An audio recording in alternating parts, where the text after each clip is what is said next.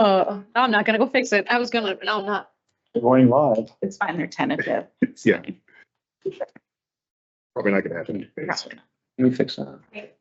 Hey, well, good evening, everybody, and welcome to the Committee of the Whole meeting for tonight, Monday, January 6, 2025. I'd like to call this meeting to order. We have met compliance with official notifications. Roll call, please. Borgowski, Here. Mark Taylor, Eric Schubert McCone, Here.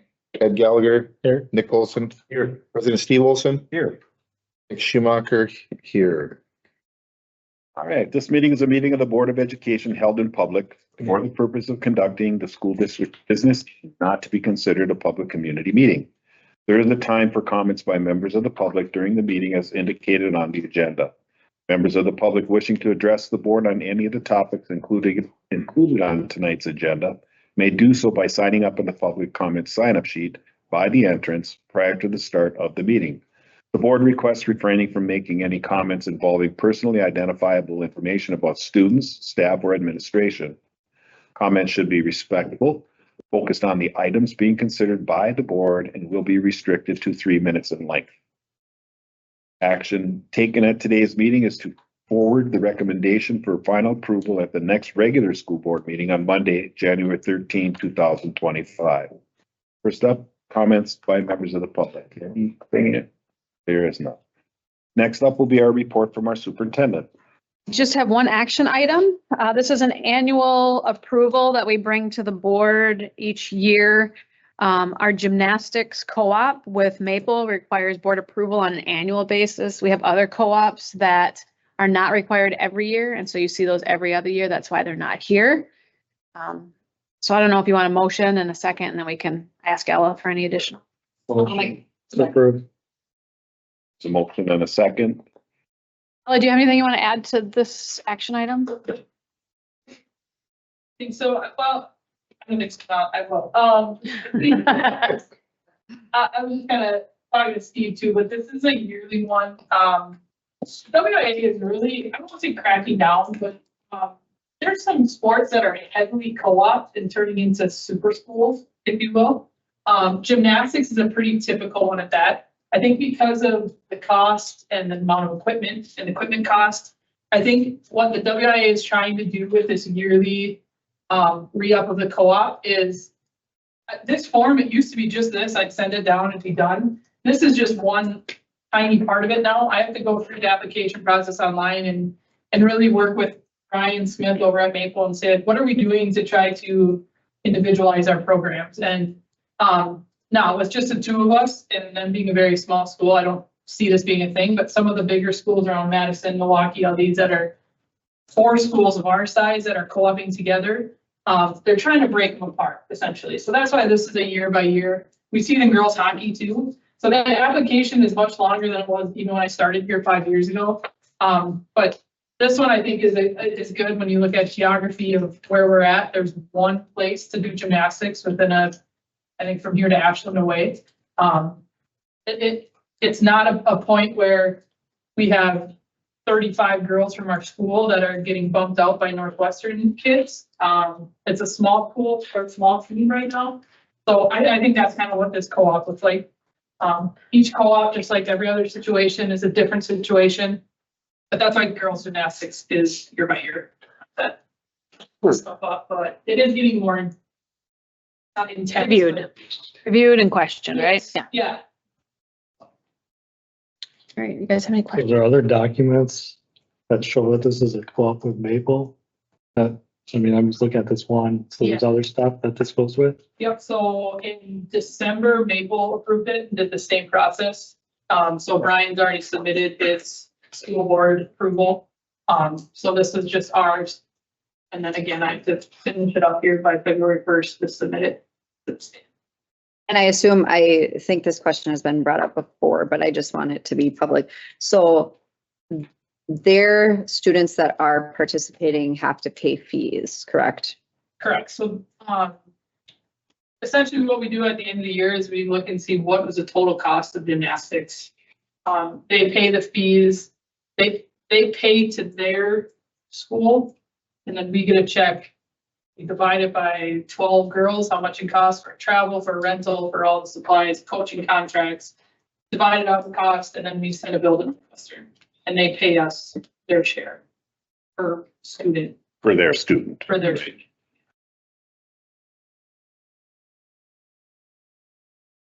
Any further discussion? Hearing none, all those in favor signify by saying aye. Opposed? Motion carries. I'll sign this right now.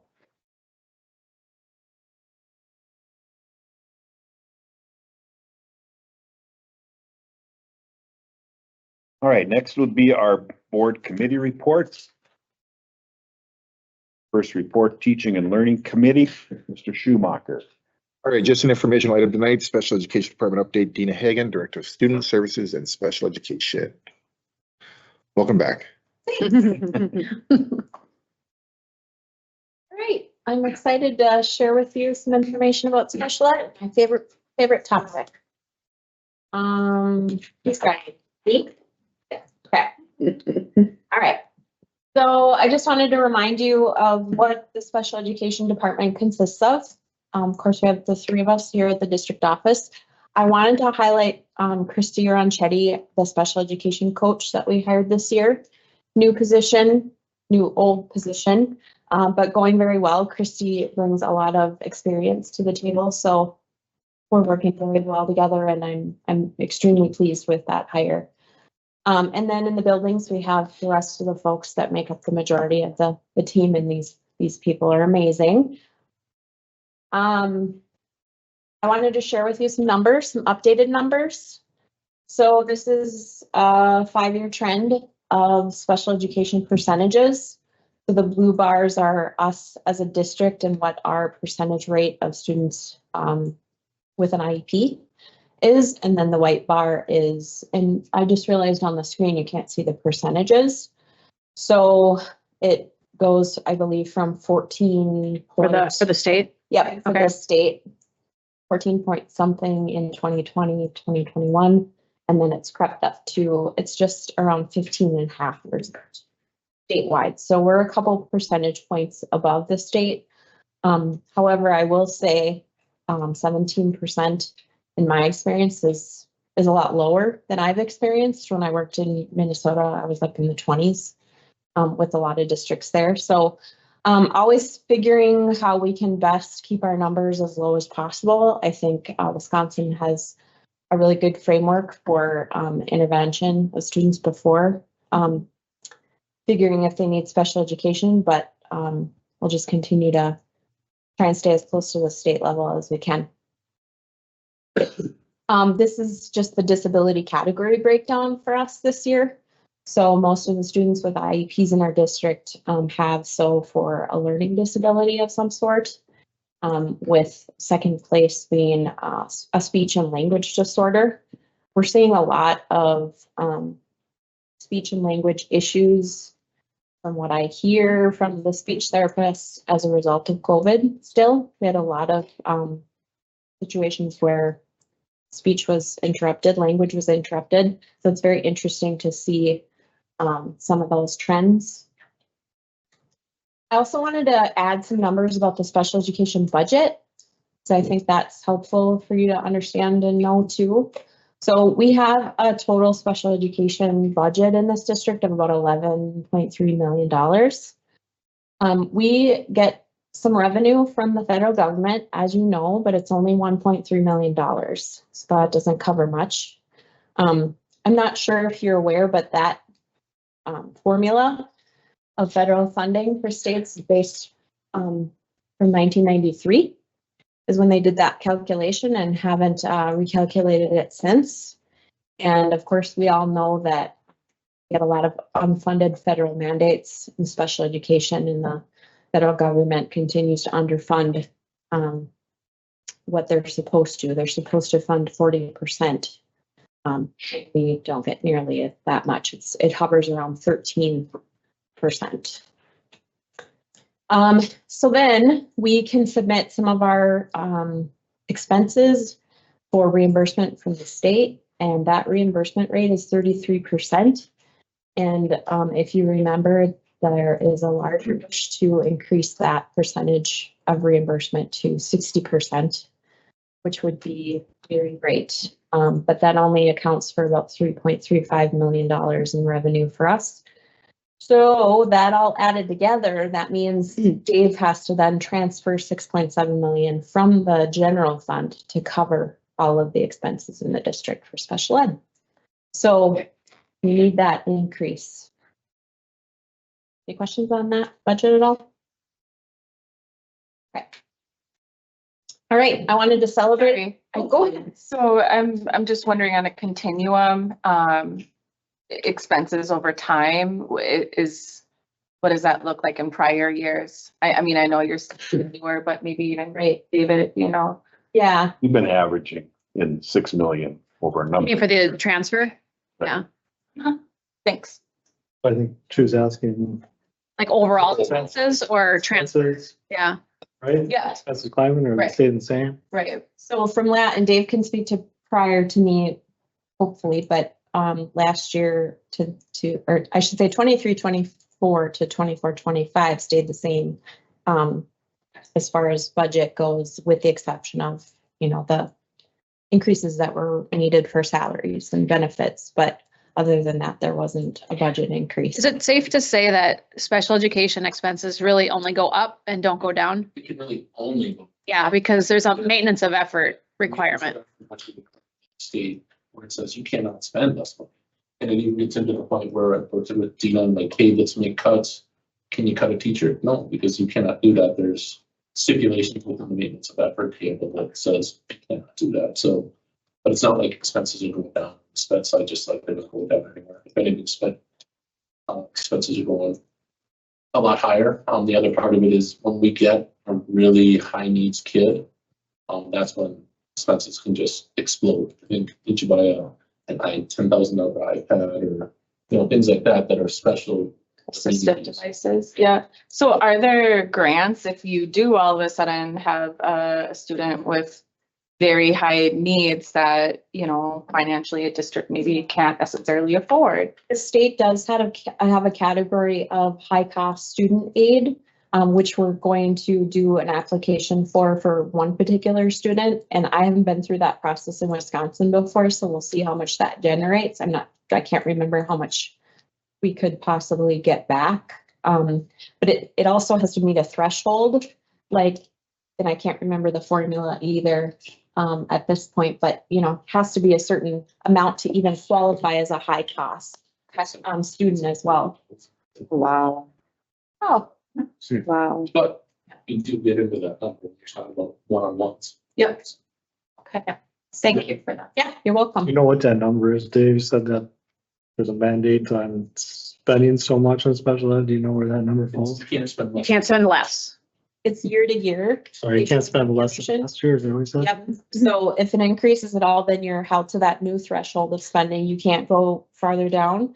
There is some exceptions to maintenance of effort, which is a federal law. Requirement, yeah. Like, for example, if a person retires and we replace that person, that high cost staff member, maybe with a cheaper staff, so maybe a savings of $20,000 or $30,000, that's allowed. We have been able It's to, voluntary, it's not- not like to just cut a budget. we have been able to not replace folks who have retired though, right? And because the costs that we've incurred is still higher than the threshold before, right? Because we've had people retire, but we haven't replaced them. Right. And so that's how we've been able to do that, right? Okay. It's the whole amount, basically. So there is some wiggle room with, but like I said, there's a couple of exceptions to the rule when it comes to voluntary. Which is especially, I mean, it's just like everything else, 80% of your expenses are residing in salary benefits. He doesn't really push to make sure we're not spending more on supplies and things like that, or find cheaper ways to use the programs we have out there, because she knows if we're going to be competitive with our teachers and get, you know, X amount of increase, that's going to make it so we, regardless of how much she saves on the supplies, she's going to exceed that just on salary benefits. I hate to back up, but on the chart where you can, and you don't have to go back. Oh, you could. That one right there, disability one. Driving. But the learning disability and the specific one, LD or SLD. And then the other one that, I don't know, that a lot of people know about the OHI. Yeah, so other health impairments, you're right, I misspoke when I said second place was other health impairments. So this is an interesting category because it usually it usually has students that have some sort of health impairment, as it implies, that's documented by a medical documentation that says there's something getting in the way of their learning. However, what falls in this category commonly is ADHD. And we have a lot of students with ADHD or ADD. And so that's one of the most common ways that students are qualifying in that category. But otherwise you can have other diagnoses and conditions, but the bulk of it makes up that ADD and ADHD. Does that help, Steve? Yeah. It's kind of for everybody. Yeah, no. The other part of it really is the 504 then. Right. You can go through the 504 application to see if they really qualify there first, which can then automatically kick in the special education needs. Right. And we have a good process in the district where folks are considering whether a student needs a 504 plan versus a special education plan. The difference is when a student needs special education, they need specialized instruction. They need special education from a teacher that's specially trained to address the needs. With 504 plans, it's mostly around accommodating and modifying as a legal document to, meet that student needs under the law. So. Thank you. Mm-hmm. All right, so I want to celebrate a couple things. We're continuing this year with the paperwork support for the special education teachers, which feels really good because we know that special education paperwork is a burden, but our folks do a really great job. We're continuing to offer the pizza and paperwork nights quarterly. So we have about 16 to 20 people that come every quarter here to the boardroom and have some pizza and work on their paperwork for 3 hours. And we pay them for that. So that works out good. Can I just talk about that for Yeah. a second? I just want to, for those who maybe weren't here, but the balance of paperwork and teaching for special education continues to be the most challenging aspect of their job. They've got to fit in many aspects and the paperwork piece is just a significant piece of that. And so we've heard that for many years through listening sessions or meetings that we've had with our special education teachers, the challenges around this. We've tried to brainstorm. I've tried to steal some ideas from other districts and how they've supported special education teachers. We took that from a different districts and it had worked for them. So we tried it here around the pizza and the paperwork. So we're continuing to try to come up with ways to help them balance that. But it's been through those conversations we've had with staff that it's been an ongoing concern to try to, so it's not just like for fun. It's an intentional way that we're trying to carve out time and support and pay for people to be able to balance that piece of their job, if that makes sense. Yep. So. And the other, to take it away from the students, Right, otherwise they'll have to miss time for servicing students to be able to complete an evaluation report or something, so, yeah. Yep. And the other thing we're doing to support them too is allowing for paperwork days each quarter as well, where they can get a sub for a half or a full day each quarter to be able to, oftentimes they'll come here in a quiet space and work on their paperwork as well. So they've really appreciated that. Couple other celebrations. We have our students with IEPs having achievement growth in all of our buildings after reviewing the report cards. So that's excellent. I'm digging into that more to really draw out some of the exact data that we can use going forward to really get at, where we can work at improving. Curriculum and resource menu. This is something that I put together last year to ensure that we have enough curriculum and resources to teach towards our IEP goals and objectives for kids. We really didn't have, I call it the ice cream menu because it's got a little ice cream on top, meaning that the special education is scoops on top of the core curriculum Not a replacement for the core curriculum because we work really hard to keep the kids exposed and their access to the core curriculum that all students get, but then they have their special education on top of it. But in special ed, you need a lot of different things because we have a lot of different needs and goals. And so we have a menu now where if we have a writing need, here's the things the district recommends that we know are research-based, that we know are recommended, that they can, use and work from. So that menu continues to grow, and that's exciting. And lastly, the steering committee continues to work. This is a representation from all of the buildings across the district. I meet with them every month. And they have a goal this year of really building program continuity from pre-K to 12th grade, meaning that whatever is happening in special education in pre-K can transfer more easily to elementary, can transfer more easily to middle school, high school, and it can flow a little bit better. That's their hope and dream. So we're working on that. We still have, of course, some challenges and priorities that we're working on. It's always a challenge to work to respond to challenging student behaviors. And so we've done some good work over the past couple of years, and the principals are doing an excellent job working with the resources that they have in their building. And then also with myself and Christy going to work with teams and just try to strategize and try to build individual plans for students that have challenging behaviors. So we'll continue to just explore things to do to help with that. And then general education and special education collaboration. What I mean by that is this is something that's required by special education law, that special ed teachers and general ed teachers collaborate together on behalf of students with disabilities and their progress with curriculum and IEP goals. The challenge is finding the time for them to do that. And so through PLCs, through master schedule changes, we're constantly trying to make sure that everyone has that time set aside so that they can collaborate and make sure everybody's understood and the IEP is directing us to do for that kiddo. So that's, I think, the end of what I have. Do you have any other questions for me? My question might be a silly one, but are there ever kids that are coming off IEPs, like you work with them to a level where they're obviously with not a lifelong disability, but Right. are they coming off too? Yes, not as many as we'd hope for, but they do exit. We do exit students. And that brings up a good question because I've always wondered why that's not a federal indicator. Because I think it should be. Because the federal government, monitors all of this data for special education, but the one thing isn't how many kids exit from special ed. Yeah, we try and do that as soon as students meet their goals and work really hard to determine whether they still have a need for special education versus they might just benefit from it.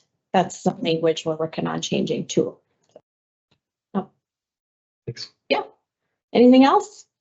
Have you noticed any challenges in your departments with the shifting at the elementary level The shifting. of all the students? Oh, no, actually, I haven't. No, it's been a very smooth transition. Yeah, that's a great question. Okay, great. Thanks, Tina. Thank you. Thank you. All So, Mr. Olson. right, Mr. Schumacher, Operations Committee. So go. I have no action items, no discussion items, informational items, the school preventative operations maintenance project at Bryant Elementary, David C., Director of Business Services. So I just wanted to get into discuss the preventive maintenance we want to perform at Bryant Elementary. So we have to do a tuck point project that has to be done there. We had somebody come in and look and they said, your school is about 30 years old, your windows are 30 years old. You should really replace your windows soon. And if you do it now, you're gonna have savings because they're tearing up all the side of the wall to do the tuck point. So they also want to do the windows. So I have got estimates. It's probably gonna add about $200,000 to the tuck point project. I'd highly encourage doing it because they're gonna do a whole bunch of work on that siding. And then if we don't do the windows at the same time, they're gonna tear some of that down to put in new windows. I don't see Bryant closing anytime soon. I anticipate that school is probably gonna be there for another 30 years, being used as an elementary school. So I think investing in that would be the wisest thing to do, because otherwise it's just gonna cost us more money down the road. So I just wanted to let the board know about that. Bobby's already got the estimates in place, so it's just a matter of letting our engineers that created it get it set so it can go out for bid. So.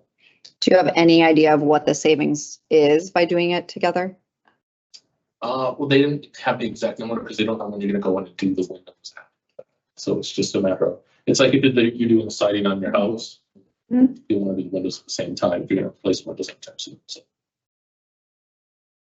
Has Great Lakes been looked at then, because those two buildings were built at the same time? Yeah, but we're gonna take one at a time. What's the tuck point cost? Well, it costs $600,000 to do it at Four Corners because we just never did it. Or, yeah, So, no, would cost $600,000 at Four Corners if we haven't done it at Four Corners. It's another one, we'll have to have a discussion on when we're gonna get that done. Every year it's going up 10 to 20% because of what it is tuck point is the concrete, I guess, it's in between the bricks. So the moisture gets in between the bricks, gets behind it, freeze and thaws, and that's where all the damage occurs. So. is Four Corners just as old? Like not the building, but the tuck point stuff, or which one is priority? I mean, you guys are asking for Bryant first, but why? What is the rationale behind that? So I think we have to make a solid plan of what we're going to do with all the schools going forward. You don't want to, invest a lot of money in different schools unless you have a solid plan. And Bryant's in that centrally located place where that school is going to be a school that's going to be used regardless of any situation that takes place. It's a newer building. It is. I struggle with that because I think advocating for the rural school is very important too at this point. And so I don't want to make this decision and then say, well, we did that, so we need to close Four Corners. And again, I know this is all just like super down the road discussion, but I just don't want that to be a factor in. Regardless of when we do it, we have to do it. So it's a matter of, do we do it this year, do we next year, do we in 3 years? I think this is also part of the long range, I shouldn't say think, it is part of the Yes. long range facility plan. And so we have a thought out process from project to project. You can't do them all in the same year. Yeah. So being able to have these staggered out was part of the rationale. And And I- it's significant working at Four Corners this past summer, Mhm. the non-system Mhm. being replaced. Yep. And there was a lot of work put in last summer to Yeah. partners. We know when it was last tuck pointed? Four Corners? It hasn't been. I would assume all those schools from 95 have not been addressed. So, and that's where it gets into the deferred maintenance. Right. When we're looking at a budget of, hey, we're in the hole $2 million, we just have to close the school, we have to lay off teachers. It's really hard to come back in the back end and say, hey, let's put this amount of money in there when we could. When we're making other cuts at the same time. And that, those schools, we have to come up with a long-range plan.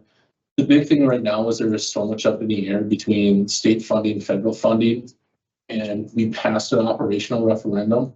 And I'm already thinking about what we're going to do in 4 years when we have to go back for operational referendum. I'm telling you right now, my update later on, we'll get into a little bit more on the whole operational referendum side of it, but it's not a good temperature out there in the room, and an operational referendum creates another fiscal cliff. Yeah. Yeah. It's a $5.5 million fiscal cliff where we have to figure out what we're going to do at that point in time, make sure we're on solid ground so we can make the right decisions. If it's just for next year, yeah, it's an easy choice, but we have to look 4 and 5 years down the road. And David, it sounds like, all the schools need work. We saw the chart, right? And so there was money put into Four Corners this summer. Bryant, it's an equity thing that all the schools, as you can mathematically make it math, fix those different things. You get into the I don't think it's an either or thing with Four Corners we right now. don't want to run too proud. We can look we don't want to run two projects at the same time, because then all of a sudden you have the amount of people that are gonna bid on it are gonna be reduced, because one could take this one. It's like it's a summer project in which we have to make sure that it's done. We only have July, August to get this project done. It cannot lead into September. Do we have a timeline on the long range facility plan, like when we can put priorities and numbers to, this is what we're doing, like, is Brian's tuck pointing on the top of the list? Yep. And so, That's a huge document we had last Right. year, but breaks it down and looks at it. It kind of comes down to, we break it down, these are our reds, these are our highest, highest things that need to be done. You get the top point, it needs to be done at Four Corners, Bryant, Great Lakes. You have the roads that need to be done at the middle school and Northern Lights. You have to define on it. And it's kind of something we look at each year. It just, that facility plan really breaks it down. In my mind, what I would like to do is probably Bryant, Great Lakes, Four Corners in that order. And then we have to figure out what we're gonna do on the roofs. Worried about the roofs. What are we gonna do? Bobby probably isn't in agreement on it, but we have to figure out a way to make those roofs last longer is what it comes down to, because that's such a huge expense that if something doesn't change at the state level, I don't know where we're gonna get that money, because that would require a capital referendum. Top of the operational referendum we just passed, the top of the operational referendum we will need to pass in 4 years. And that's part of our strategy in the past, has been to reduce interest expenses on the capital referendum that took place in 2016, which we hope we can get done quicker, expediting those payments, and then maybe renew that capital referendum. But stretching those roofs out for 12 more years, it's gonna be hard. Is that priority, right? That's the worst roof or no? The oldest, the middle school and The Northern Lights too. Other than this one, this one's the oldest.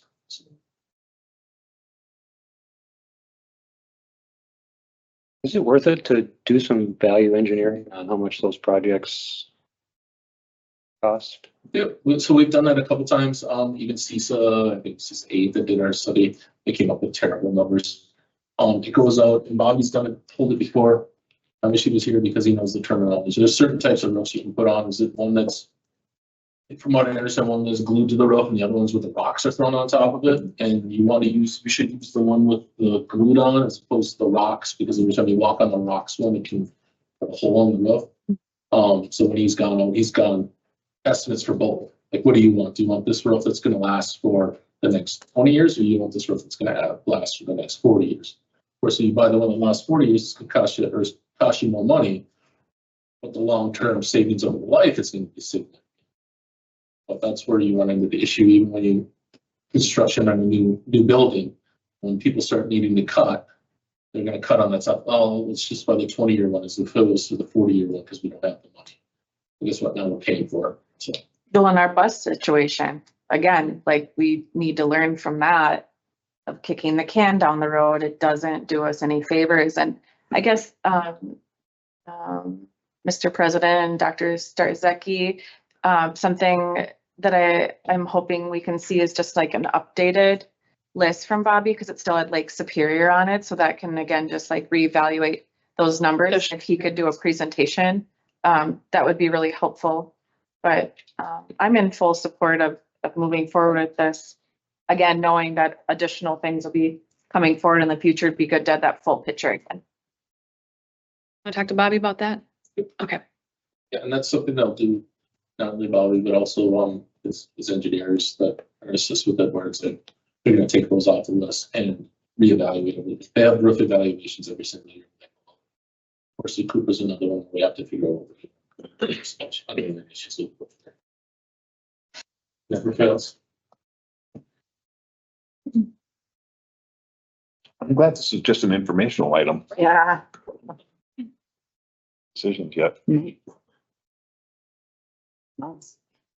else? Any other question? Oh, I'm sorry. That concludes my report. Thank you. Budget insurance. Mr. Olson. 2 action items, gifts, grants, and bequests. Administration recommends approval to accept gifts, grants, and bequests received in December 2024. Motion to approve. So, yeah, have a motion and a second. Any discussion? Thank you. We appreciate all of it. An amazing angel fund donation. I mean, all of it's amazing, but it's just pretty rare. That's amazing. No further discussion. All those in favor, signify by saying aye. Opposed, motion carries.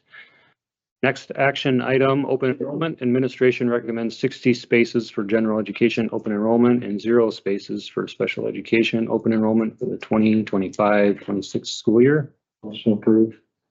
Second. Motion and a second. Any discussion? So we have this on every January. We're required to have this as an action item that the board acts on. This has been the standard amount that we have put on as an action item with the 60 and the 0.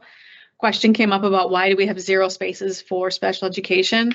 That's primarily because if we were to enroll students mid-year, we would be raising caseloads, which goes back to our paperwork issue we were talking about earlier. It's challenging to hire special education teachers during the prime hiring season. It would be nearly impossible to hire additional if caseloads went up in the middle of the year. So being able to keep caseloads manageable has been the rationale for that. That's pretty typical for most districts, not I think so, but I'm, what I've seen. yeah. before. How many spaces do we have filled right now? I know that off the top of my head. You know that, David?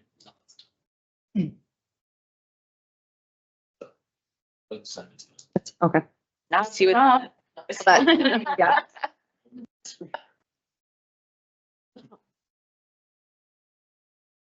Hearing no other discussion, all those in favor signify by saying aye. Aye. Opposed, motion carries. I have no discussion items and a couple of informational items. Update on school district tax levy, Mr. David C. All right, you want to drive in?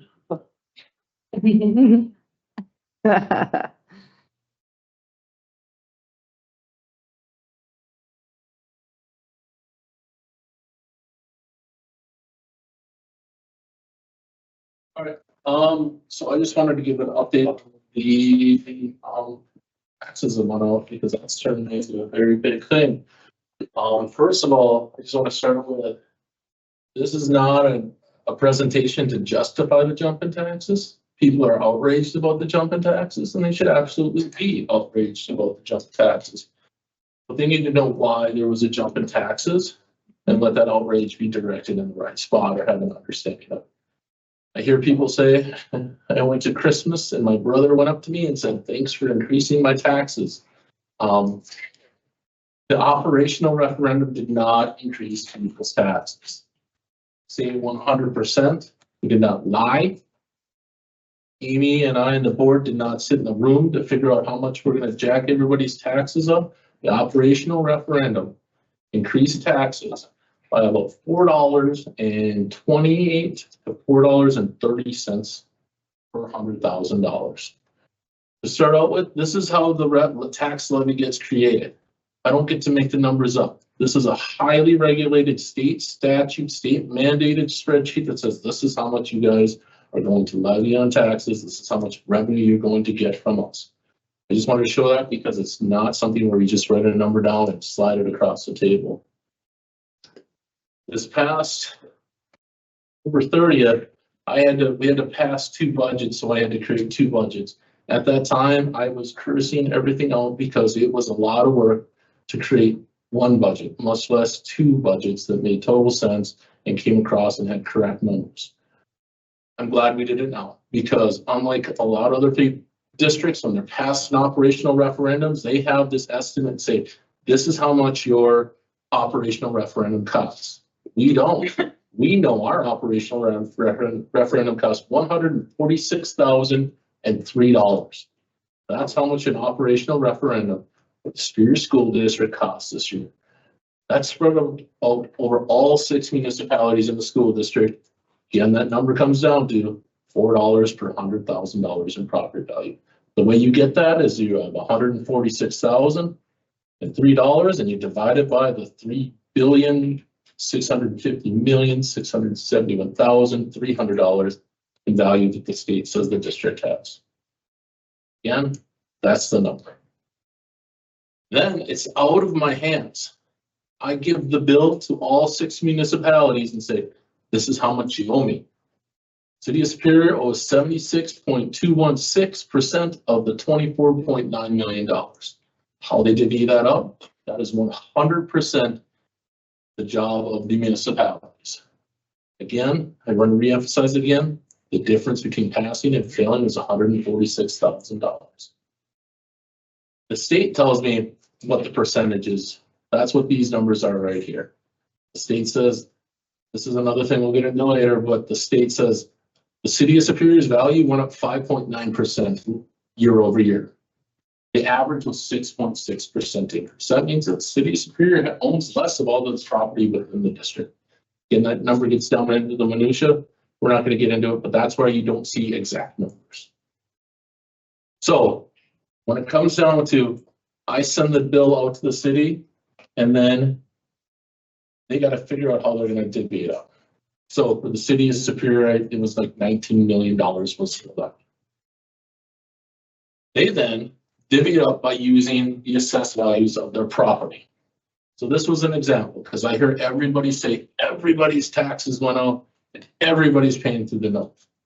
No, the only people that are yelling are the people that the taxes went up. If your taxes went up, you're standing in the corner, keeping your head down, hoping nobody looks at it.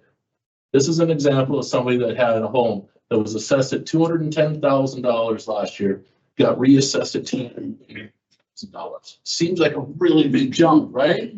No, this is cool. This is awesome. The assessed value went up 37%. The average for the City of Superior was an increase of 60% on all property. If your assessed value went up less than 60%, doing good. If it went over 60%, not doing as good. The other part of that is the average increase on residential homes was 70%, which means if you got to the average of 60, what I tell people is when you talk averages, there's somebody higher and there's somebody lower.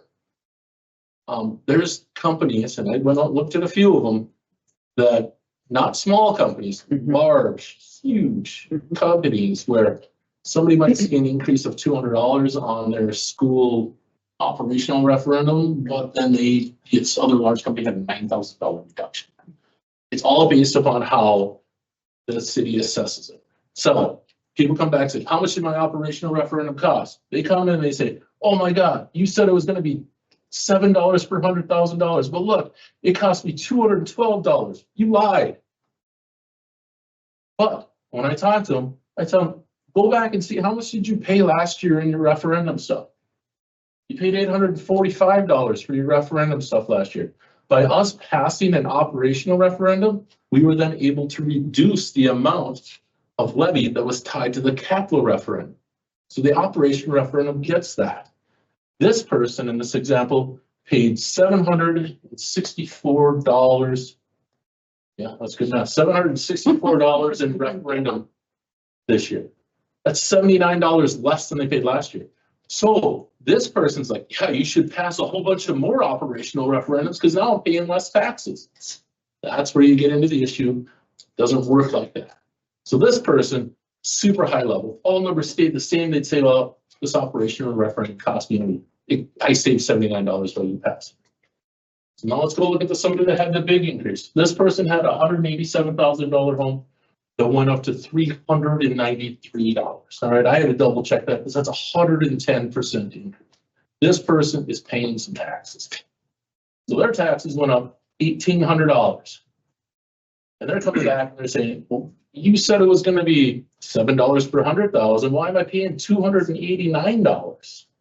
So, hey, what did you pay last year? And then it come up $751.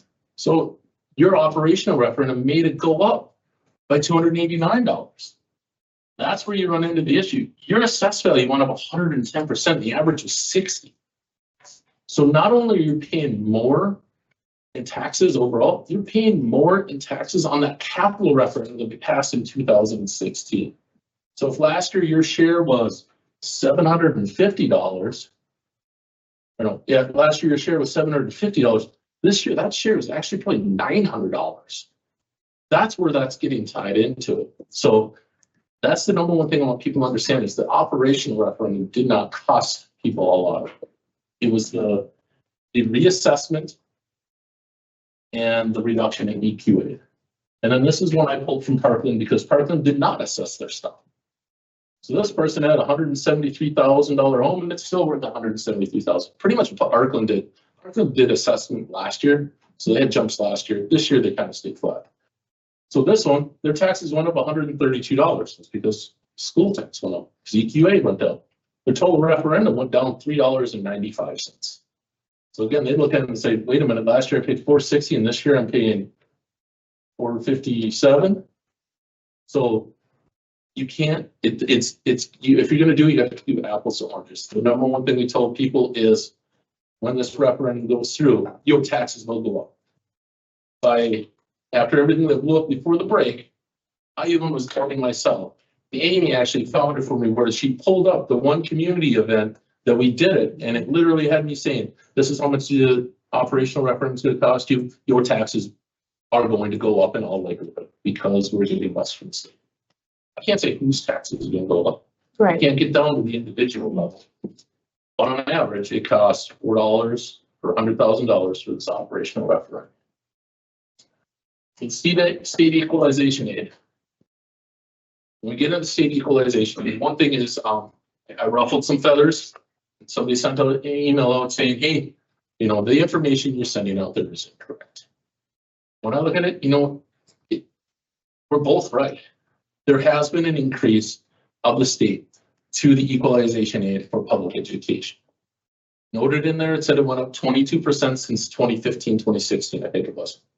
During that same time period, inflation went up 29%. So we don't have as much money to spend as it was before. But yes, the amount of aid was increased. It just didn't keep up with inflation. At the same time, Superior had a huge drop in equalization aid, and that's because our reduced expenses, they're called shared cost expenses, and we had declining enrollment. Declining enrollment was mentioned in there as well. I don't take declining enrollment as a huge item in there because everybody is experiencing declining enrollment. It's like taxes. If everybody's experiencing it, we're all experiencing it the same. The state said the difference between the aid and the total funds needed to pay by the property owners. So what happens is they reduce the equalization aid by $2.7 million. Let's just say they kept it flat, the revenue limit that we had.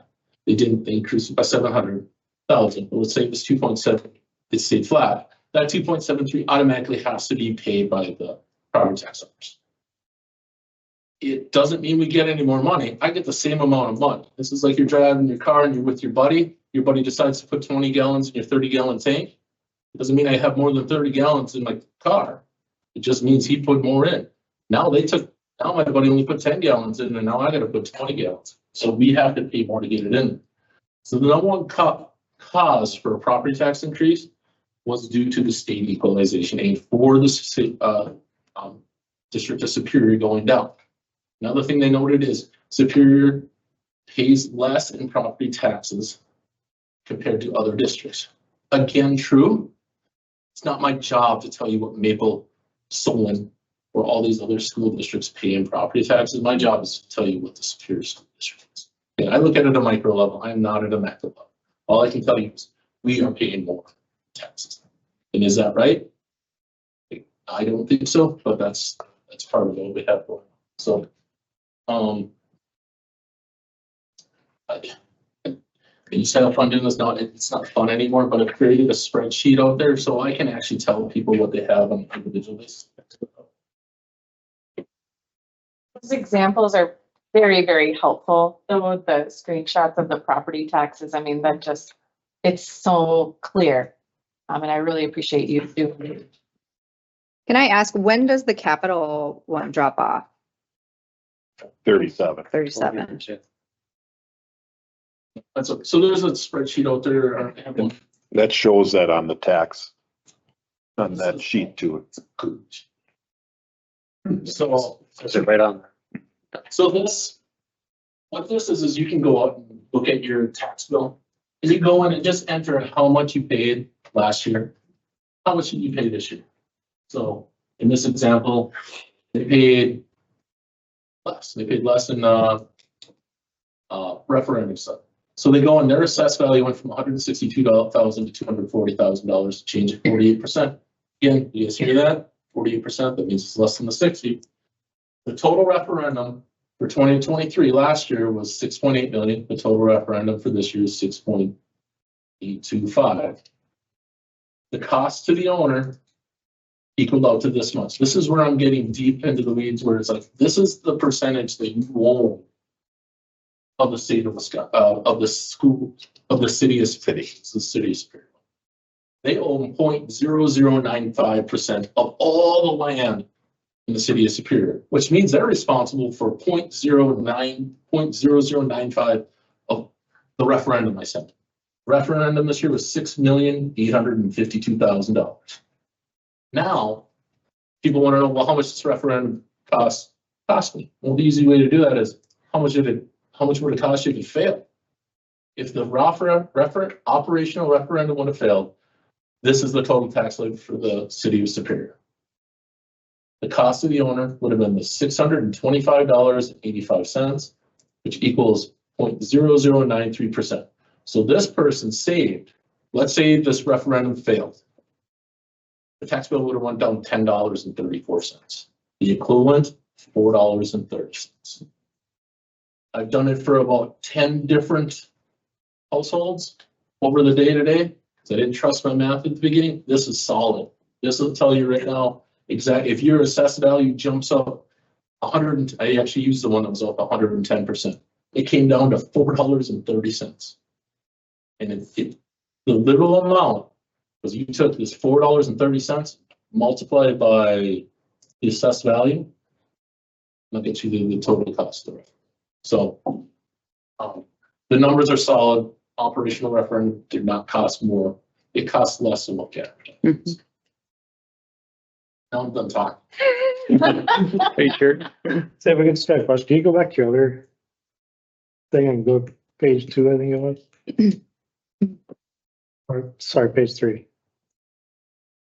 So one of the questions I get all the time in regards to this, and I have no answer for it, but maybe it's that second to the last column. I hear like town of Oakland is paying more in school taxes, but town of Superior hasn't gone up at all. Is that because of that percentage in that? So what it is, so back in the day, the state changed the rules because back in the day, they would use the assessed value. So if the city of Superior came in and said, we're going to assess our value is $1 billion. Nobody and everybody else assesses theirs the proper amount. You're undervaluing it, making tax go down. The state figured that out really quick that people are gaming the system. So now, when you come in and the city of Superior says, my value is worth $2.4 billion, the city or the state of Wisconsin says, I don't care. Your value is $2.7 million. The 2.6 or 2.4, whatever the city makes on their assessed value, that's just for their own internal use. The state of Wisconsin comes back and tells us this is, don't ask me, I don't know how the village of Superior's value went down last year, but it's saying that their value went down last year. So those people in the village of Superior are paying less in taxes because they're saying, hey, their tax levy bill went down. The average increase was 6.6%. Again, this is just like with the assessed value in your home. If your number is greater than 6.6, you're getting more of the bill. If your number is less than 6.6, you're getting less of the bill. So the city of Superior actually got less of the total tax levy this year compared to the last year. Man, they got a big increase. Let's see, I think it's, hard to see it, but 20-something%. There's Can you make that bigger? It's just so small. 223, wasn't it?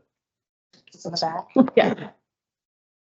Well, It's down on the bottom right there, and Wasn't the city of Superior out of compliance with the last assessment they were supposed to do or appraisal? Yeah, so It's been a while. yeah, so and that's where it gets into, that's where I don't like getting into deep into the city's, the city's business as far as they didn't assess their stuff. They didn't, and they know they didn't. The state of Wisconsin says that you need to be within like 15 or 20%. They weren't even close. So this gets them back up.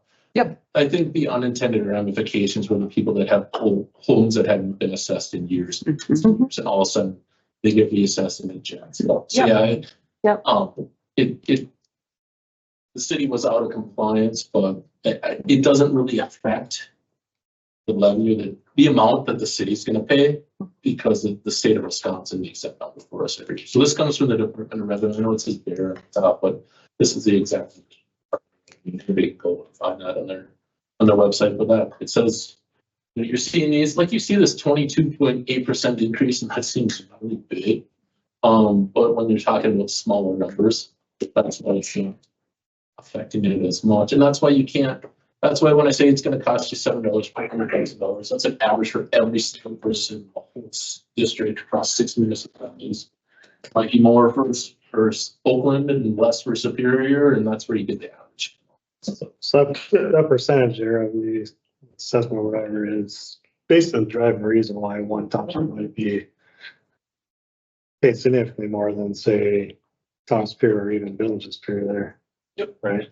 So yeah, it's because they consider they're more. So if they go out and build some fancy company out there, or somebody builds a multi-million-dollar mansion out there or something, then that's going to jack up the value, and then the equalized value of Oakland will go up. Okay.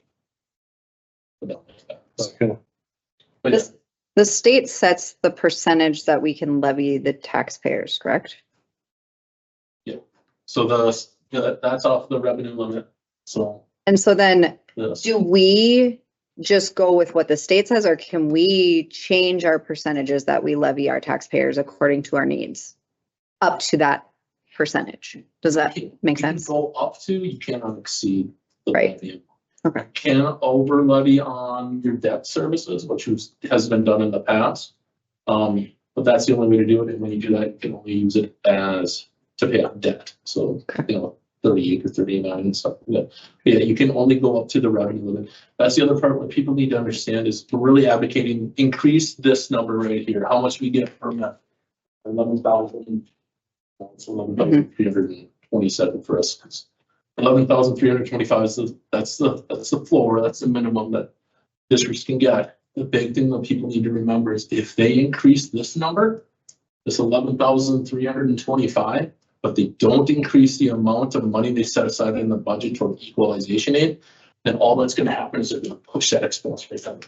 So that's another big thing that I think we need to focus on is don't just increase it and don't give us the right to tax you more. Right. Backfill it. Or categorical aid. So that's outside the revenue limit. It's outside property owners. Just if they bumped up the categorical aid, that's piece of it. And spend, because again, it's Right. outside the revenue. And it doesn't affect taxpayers. Yeah. I think it's unfortunate, the timing, and we all knew that, this going hand in hand with the referendum was kind of a bummer, but we had to I had put it on the ballot this time because it was the proper time, but you need to do it.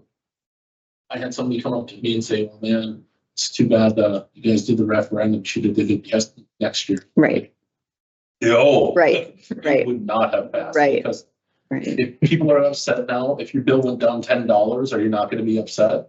right. And they are, so that's where, like I said, I'm already looking 4 and 5 years ahead, and we have to figure out how we gain the trust back of the public, because right now, I don't think they believe. Right.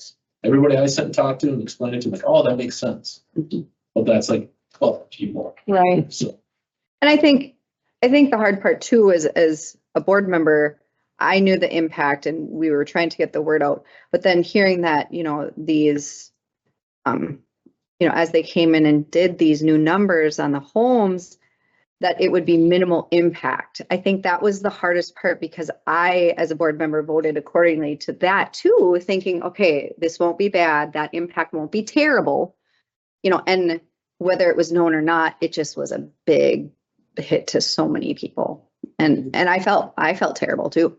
I mean, there's very few, you guys would be in the, the top 10 people that percent school finances. It's super complicated, convoluted, and it's done on purpose, unfortunately. But also the big part of it is that big hit that you're seeing right now. absolutely nothing to do with an operational referendum. Right. You wouldn't have been able to pass this operational referendum. We've been looking at a $2 million to $2.5 million deficit going into next year. Certainly not fixing Bryant. We're not looking at repairing schools because we ain't gonna have the money. So I just want to add, I know David was a part of some of these, but the League of Women Voters and the Wisconsin Public Education Network, we put on, I think, 2 different community educational forums about public school funding. And there wasn't a huge turnout. And so even when we're offering, it was even a virtual 2 different times, evening and lunch break. You know, people want to be outraged, but we gave them tangible solutions before the referendum came forward so that people had a better understanding. And I know we continue to try to do that to build community trust. But you can't force the horse to drink the water, as they say. But we do have priority at Superior Days. Yes. So I am optimistic about that, and I'm going to continue to be optimistic about that. Able to discuss it with people, because even at Superior Days, there was a lot of different people there that had a lot of different agendas and priorities that they wanted. Yeah. So pretty much everyone was like, yeah, school's number one, let's go Yeah. number 2. Yeah. I love Yes. it. Just unanimous. Yes. Thanks, David. Thank you, Dave. Thanks, David. Down. Not yet. Fund 10, revenue and expenditure, any highlights, lowlights? We're right on line. This is where our expenditures will exceed our revenue because this is the low for getting money in, but. We're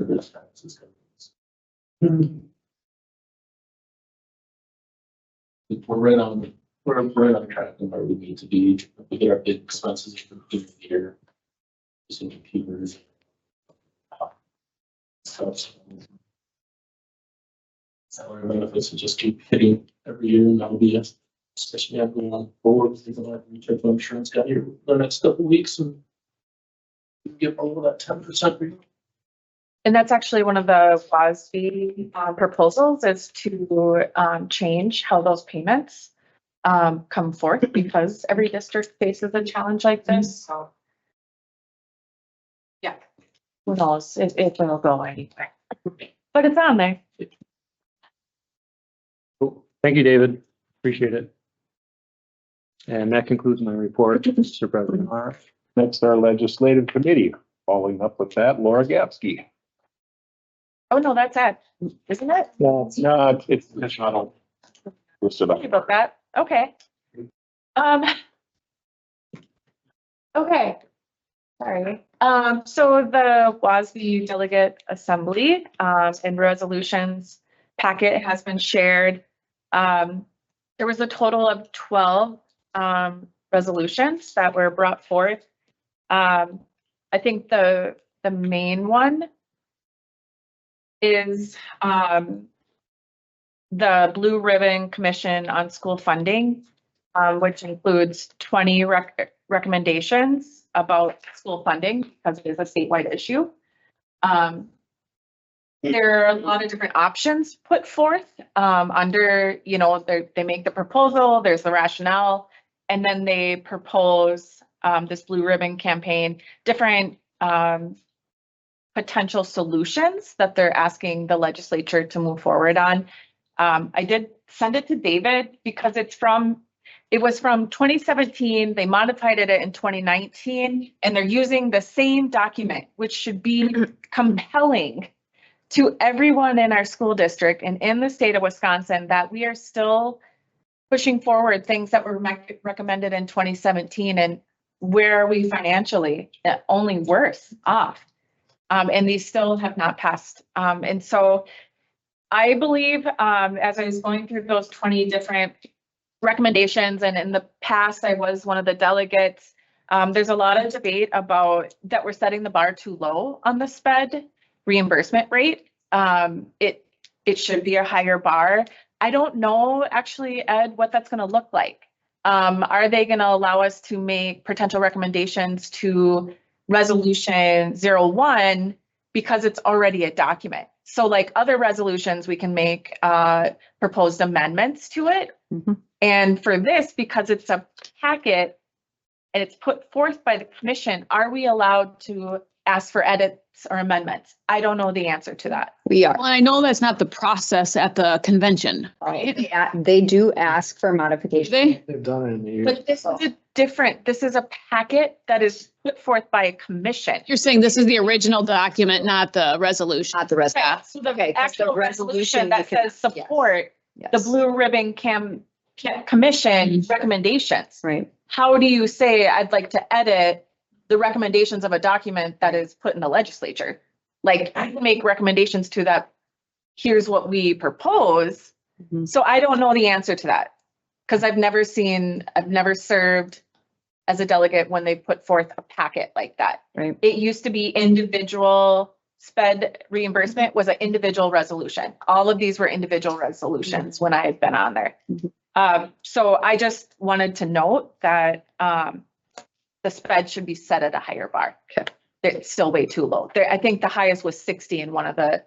And 60 is what, we have a group of, we have a lobbyist that joins forces with the superintendents, the business managers, the special ed directors and the principals, and they all represent all the administrative group. And we're all looking at a minimal ask of 60%. Some people have said 90%, but And between that's the max in the WASB one, yeah. which I was like, no. Our common, yeah, we've been very consistent with 60% minimum ask. Yeah. Yeah. So just a couple other highlights. A lot of the other resolutions were focused on teacher retention, mental health, the licensure, making that easier so that we can help paraprofessionals on a route to be able to fill some of these teacher shortages that State Superintendent Jill Underly has highlighted and brought forth as almost a crisis in the education field. I didn't see, I mean, as a board, I think I really want to encourage all of us because Ed speaks on behalf of the whole board, I do. not just on, Brooke. or Brooke does. Sorry about that. Thanks, Brooke. So you're going to speak on behalf of the entire board. So I just hope folks, if you do have recommendation modifications, to just run that by the whole board by the next meeting so that Brooke can do a good job making sure that we're speaking as one voice. There was also about decoupling private schools and public funding. That is something that I hope this board will consider supporting. And then also one other thing that came up that I thought is just important to think about as a board is the truancy issue, which in Minnesota is actually a child protection response and not a law enforcement response. And so just something I wanted to draw folks' attention to, that was, they're talking about a solution for that, which looked okay, but also I think personally, I've seen a child protection response work a lot better for providing supports For younger. for young kids. Mhm. Yep. So, yeah, take a look at that. You do have to log in, kind of a pain in the butt, to their website in order to access that. And then I did email out the Blue Ribbon campaign, the document from that to all of you. That was a little bit harder to find because there was issues on the ledge plate page. You like went to an error. Okay, so there were, sorry, kind of messed. There was no action items. That was the discussion. Any other discussion regarding that? So I just need to know from all board members if we are in support of all of these when I go in to represent us. If there's anything that you want modified, amended, questioned, that's something that I can bring forth as well. The big thing I wanted to point out is last year, please go over this packet too, the resolution submitted by member school boards. These were not necessarily adopted, but school boards can push them forward there that night. And so I need to be able to know how the board feels about these. We did have one brought forth last year that didn't go through again, but they pushed it through. And because we hadn't talked about it as a board, I did not feel as if I could vote on that. And actually, it was unanimous that or not unanimous, but it was overwhelmingly agreed upon by other school boards that we were just not going to vote on it because they didn't feel prepared either. So please look through these because schools may push them forward. So by next week, if I can have how everybody's feeling, What are those at? be great. It's the resolutions submitted by member school boards. I believe Ann, Like, where's the document at? I think Ann sent it in an email. It's also in the last weekly update too. Yes. So please look at both. So I'll add it to this weekly update too. We have to get a sign in for it. Sorry. yeah, that's the one that's the ones that they are actually Oh, I see. proposing right Okay. now. That we will vote on for sure. These ones are not on the agendas necessarily, but school boards can add them. That's what you. You're the delegate. Is there a secondary delegate? Yeah, we voted on it. Yeah. There is one. I don't know. Remember. I know it's. You there? I'll be. It's not me. I know it's. I sick. thought it was so. Yeah, You, but I know it's not me. I'm planning to be the.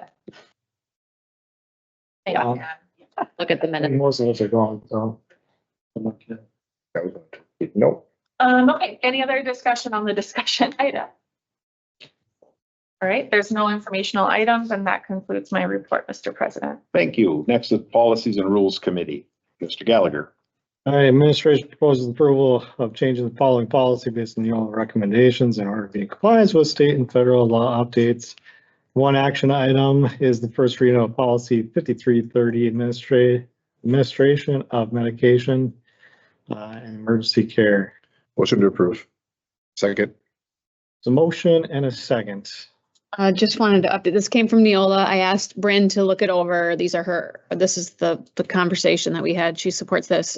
She's not able to be here with us tonight. So if there's any questions, let me know and I'll get that answered for next week. Yeah. Question, okay, so I know out at Four Corners, we don't have full-time nurse coverage. I don't have a nurse. You talked to me. Yeah, they have one. They go, They split with Bryant. okay, yeah, so tell me more about that. So my understanding is he is housed at Bryant 4 days a week. He's at Four Corners the other day. However, he supports both buildings virtually. So like when you have to complete the paperwork and the things that go along with school nursing, he does that from either site, but he's physically at Bryant 4 days a week and Four Corners 1 day a week. What does med disbursement look like then? All of our office staff are trained in how to do that. And so when he's not there, just like in any other building, our office staff take care of that. And they have to have specific training by Bryn. That includes first aid too and stuff. We have people at each building who have first aid and CPR training, and that's not necessarily the office staff. It might be a teacher or some other people, but we have people in each building who are able to do that.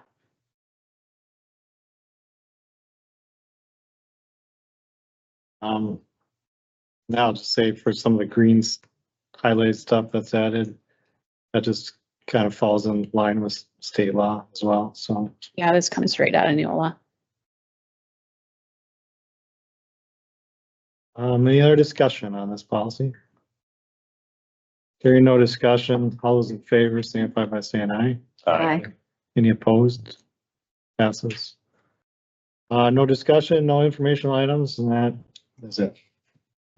Thank you. Personnel negotiations. Ms. All Taylor. right, I have a couple of action items. Administration recommends approval of the January 2025 new hires and separations report 2025. January what? 2025. Motion approved. Second. Yeah. Do you want to click on it? It's There's a lot. a short one, yeah.